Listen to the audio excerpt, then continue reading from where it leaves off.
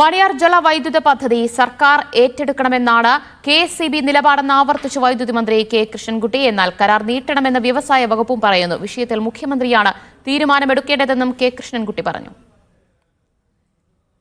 അതെല്ലാം ഇലക്ട്രിസിറ്റി ബോർഡിന്റെ അഭിപ്രായം പറഞ്ഞിട്ടുണ്ട്. അതെല്ലാം കൂടി സിഎമ്മിന്റെ അടുത്ത് എത്തിയിട്ടുണ്ട്. എന്നിട്ട് ശേഷം തീരുമാനം തീരുമാനിച്ചിട്ടില്ലല്ലോ. തീരുമാനിക്കാതെ നിങ്ങൾ എങ്ങനെ അത് തീരുമാനിച്ചു എന്ന് പറയുന്നത്? തീരുമാനിച്ചിട്ടില്ല. കെഎസ്ഇബിയുടെ അഭിപ്രായം പറഞ്ഞിട്ടുണ്ട്, ഗവൺമെന്റിന്റെ അഭിപ്രായമല്ല.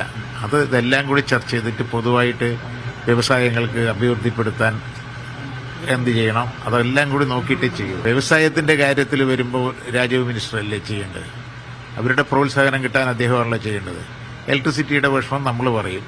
ഇപ്പോൾ രണ്ടും കൂടി ഒരു തീരുമാനം എടുക്കാൻ മുഖ്യമന്ത്രിക്കല്ലേ അധികാരമുള്ളൂ. അത് അദ്ദേഹം ചെയ്യും.